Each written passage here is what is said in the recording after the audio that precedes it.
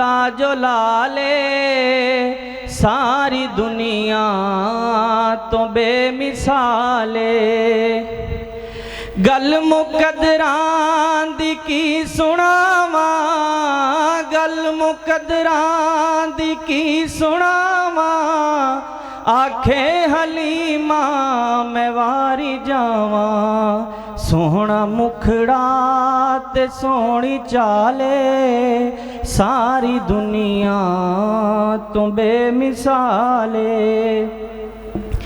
सिद्दीक उमर दी क्या बात है, सिद्दीक उमर दी क्या बात है, मिलिया जिन्हां नू सोने दा साथ है। सुते अज भी, सुते अज भी, सुते अज भी आका दे नाले सारी दुनिया तो बेमिसाले। दिन हशर दे सजदे कर करके मेरे पीर ने रब नू मना लेना है। दिन हशर दे सजदे कर करके मेरे पीर ने रब नू मना लेना है। साडे वर्गियां गुनाहगारां नू, साडे वर्गियां गुनाहगारां नू सोने कुट के सीने ला लेने। दिन हशर दे सजदे कर करके मेरे पीर ने रब नू मना लेने। उथे कुल नबियां जदों ना करनी, बस पीर मेरे ने हाँ करनी। उथे कुल नबियां जदों ना करनी, बस पीर मेरे ने हाँ करनी, बस पीर मेरे ने हाँ करनी। उथे सब नबियां, उथे सब नबियां मेरे आका नू अपना सरदार बना लेने। उथे सब नबियां मेरे आका नू अपना सरदार बना लेने। दिन हशर दे सजदे कर करके मेरे पीर ने रब नू मना लेने। चुक चुक अड्डियां लोकी वेखदे ने, ए शाना वाला कौन आया है।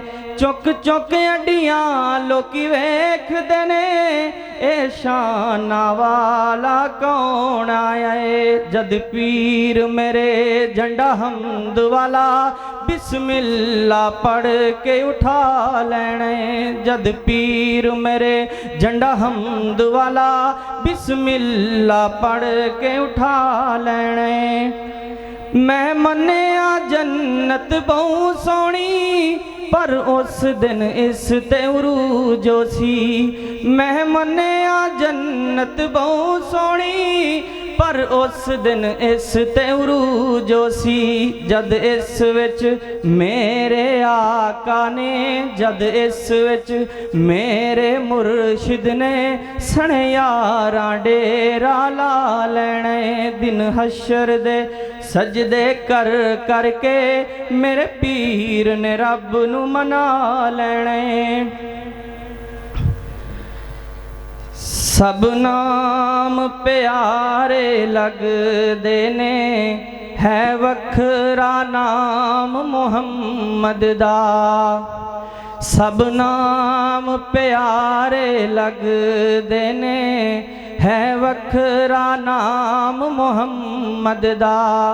अल्लाह दे बाद ज़माने विच है चर्चायाम मुहम्मद दा। सब नाम प्यारे लगदे ने, है वखरा नाम मुहम्मद दा।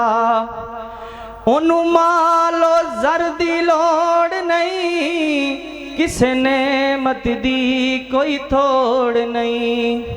ओनू मालो ज़र दी लोड़ नहीं, किसे नेमत दी कोई थोड़ नहीं। ज़र माल ते शाइयां भुल वेंदे, ज़र माल ते शाइयां भुल वेंदे। जो बनदा गुलाम ਮੁਹੰਮਦ ਦਾ ਸਭ ਨਾਮ ਪਿਆਰੇ ਨਬੀਆਂ ਦੇ ਹੈ ਵੱਖਰਾ ਨਾਮ ਮੁਹੰਮਦ ਦਾ ਮਾਰਾਂ ਤੇ ਮਾਰਾਂ ਖਾ ਕੇ ਵੀ ਬਿਲਾਲ ਤੇ ਕੁਝ ਨਹੀਂ ਕਹਿੰਦਾ ਸੀ ਮਾਰਾਂ ਤੇ ਮਾਰਾਂ ਖਾ ਕੇ ਵੀ ਬਿਲਾਲ ਤੇ ਕੁਝ ਨਹੀਂ ਕਹਿੰਦਾ ਸੀ ਤਨ ਝੁਲਸ ਗਿਆ ਲਾਵੇ ਫਿਰ ਵੀ ਤਨ ਝੁਲਸ ਗਿਆ ਲਾਵੇ ਫਿਰ ਵੀ ਨਾਰਾ ਸਰਆਮ ਮੁਹੰਮਦ ਦਾ ਸਭ ਨਾਮ ਪਿਆਰੇ ਨਬੀਆਂ ਦੇ ਹੈ ਵੱਖਰਾ ਨਾਮ ਮੁਹੰਮਦ ਦਾ ਅੱਲਾ ਦੇ ਬਾਦ ਜ਼ਮਾਨੇ ਵਿੱਚ ਹੈ ਚਰਚਾ ਆਮ ਮੁਹੰਮਦ ਦਾ ਸਭ ਨਾਮ ਪਿਆਰੇ ਨਬੀਆਂ ਦੇ ਹੈ ਵੱਖਰਾ ਨਾਮ ਮੁਹੰਮਦ ਦਾ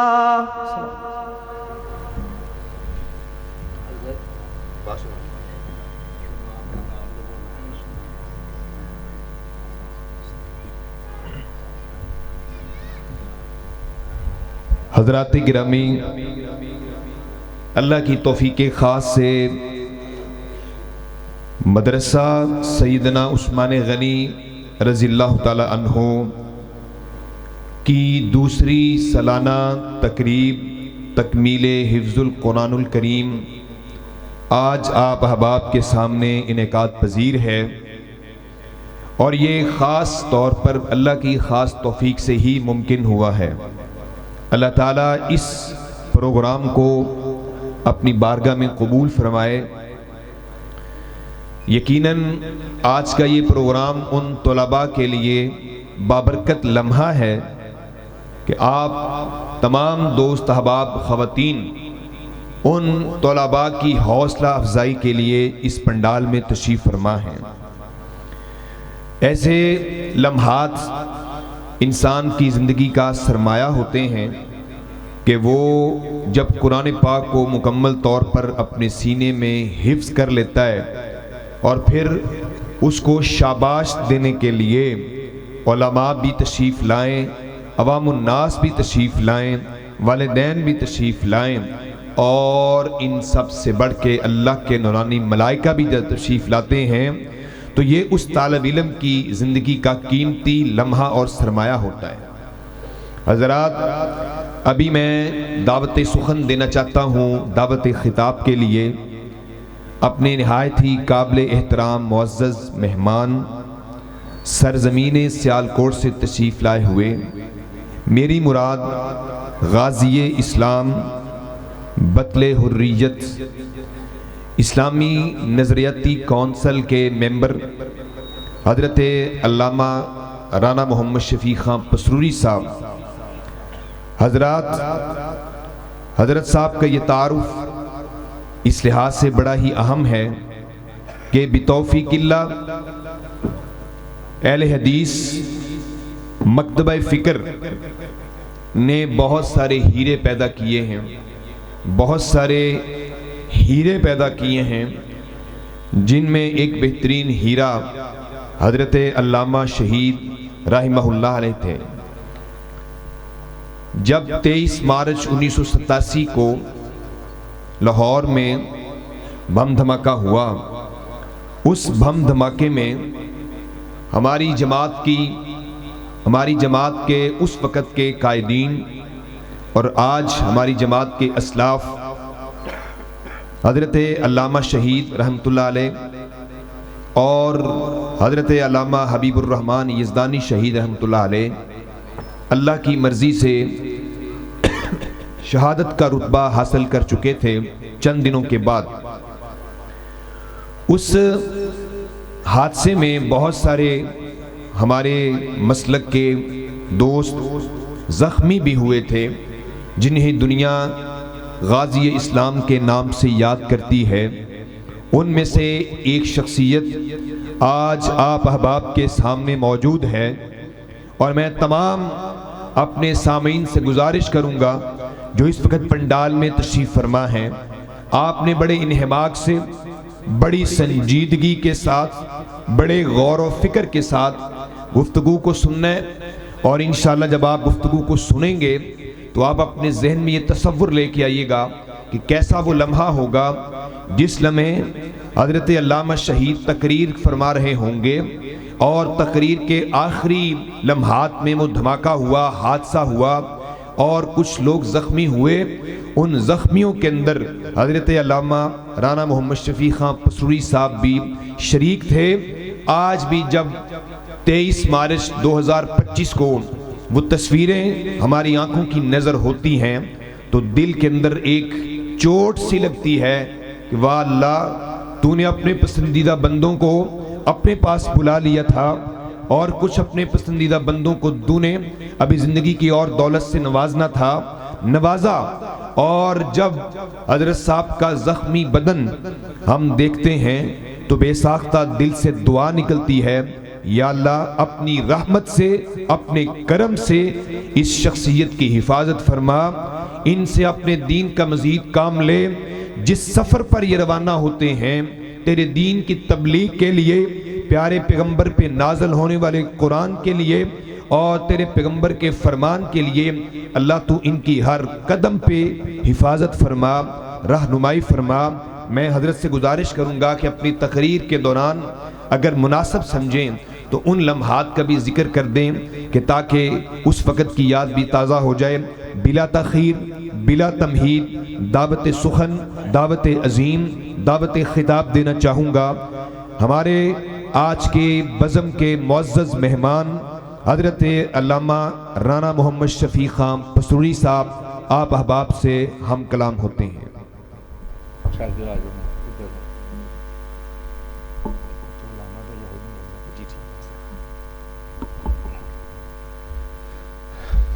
الحمدللہ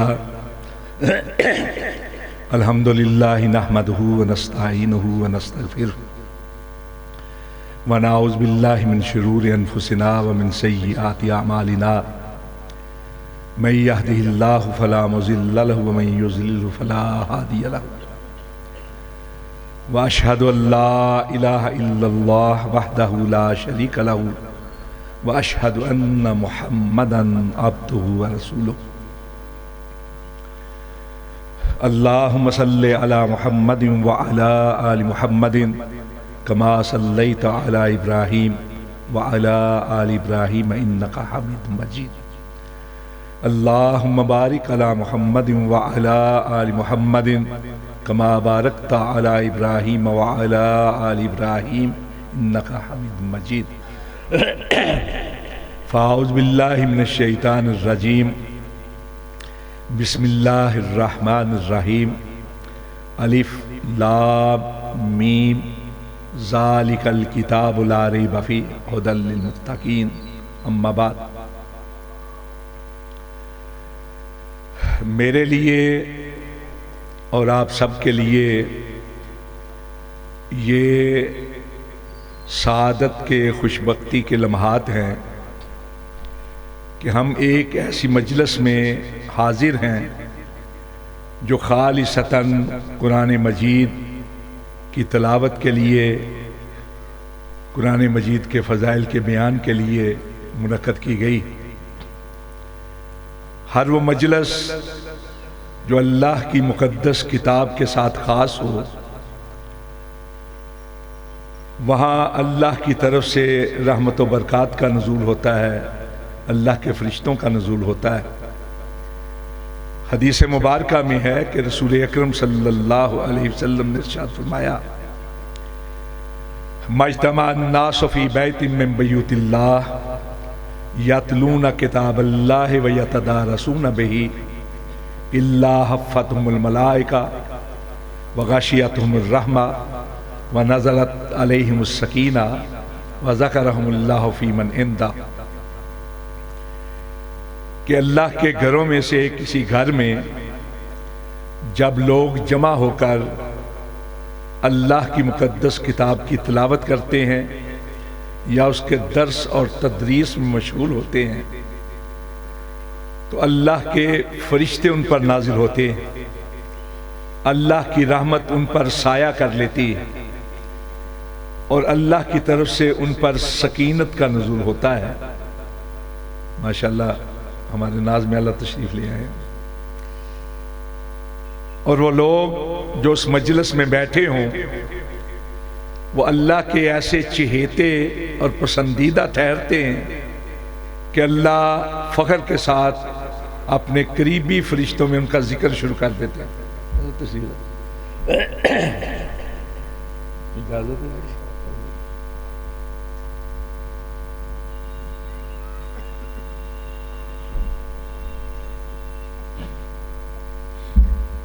اس حدیث مبارکہ میں ہر اس مجلس کو جو اللہ کی مقدس کتاب کے لیے خاص ہوتی ہے، اس مجلس کو باعث برکت قرار دیا گیا ہے، باعث رحمت قرار دیا گیا ہے، باعث سکینت قرار دیا گیا ہے۔ لیکن اپنی گفتگو کو شروع کرنے سے پہلے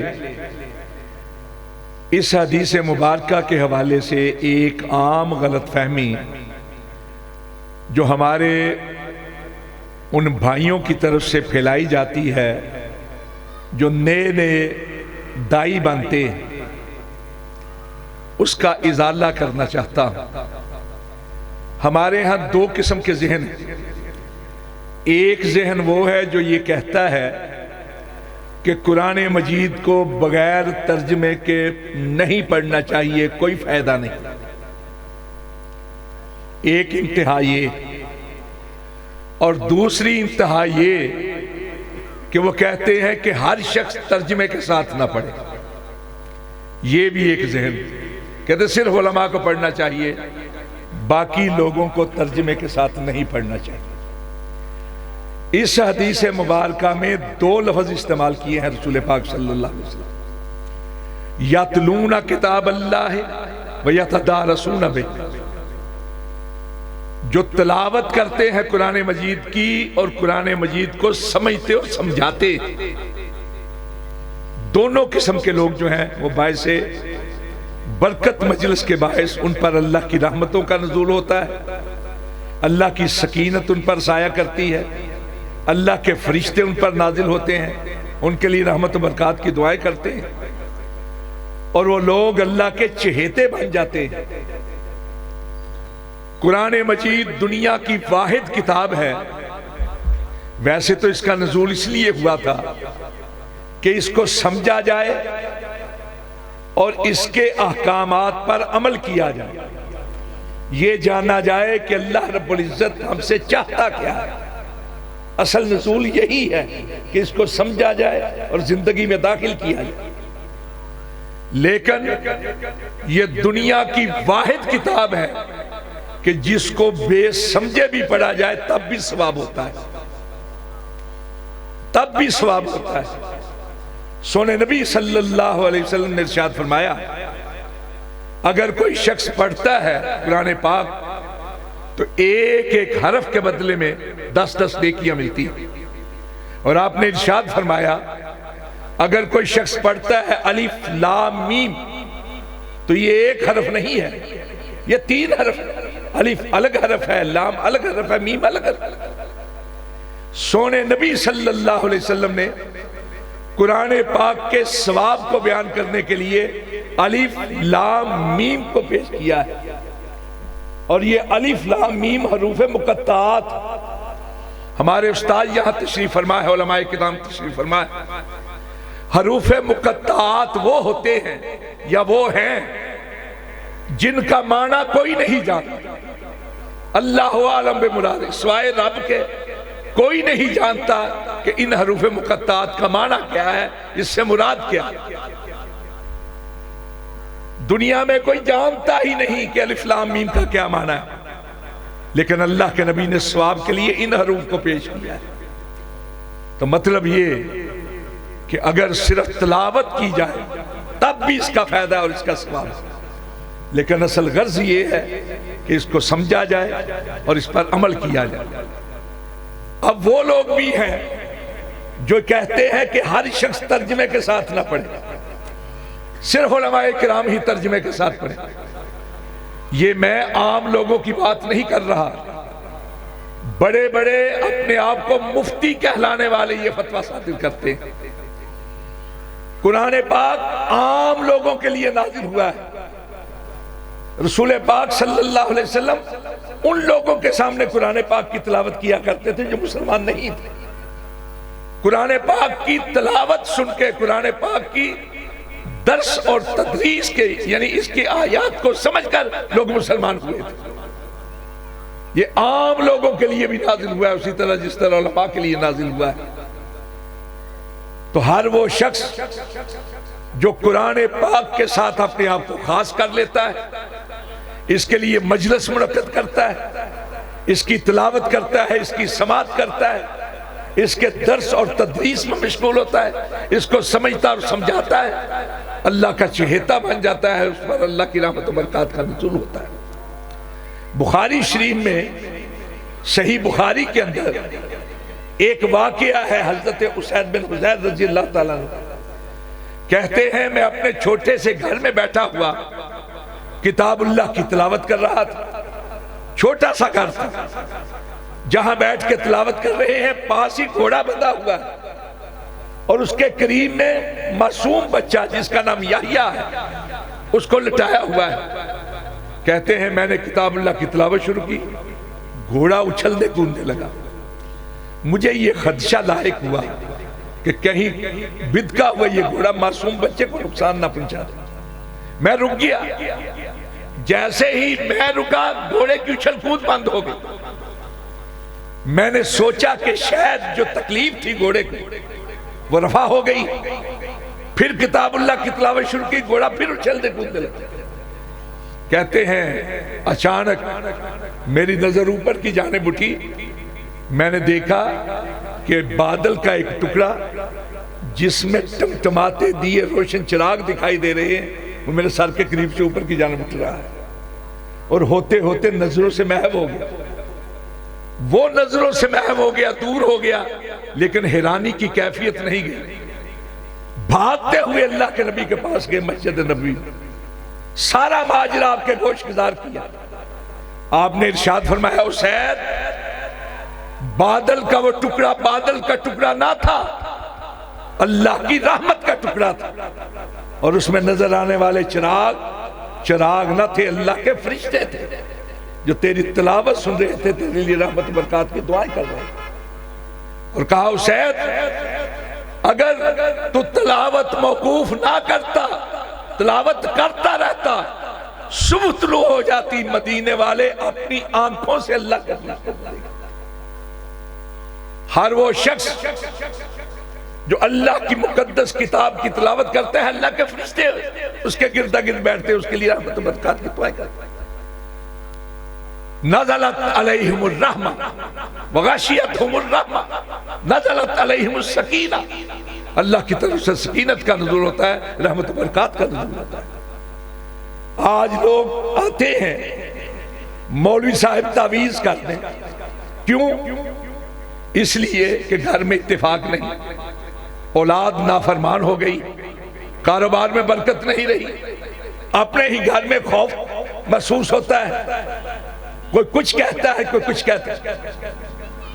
بابا مولوی کے تعویذ سے کچھ نہیں ہوگا، کچھ نہیں ہوگا، اس لیے کہ اللہ کے نبی نے ارشاد فرمایا ویران ہے وہ گھر جس گھر کے اندر کتاب اللہ کی تلاوت نہیں ہوتی، اور بیاباں ہے وہ سینہ جس سینے میں قرآن پاک کا کچھ حصہ بھی محفوظ نہیں ہے۔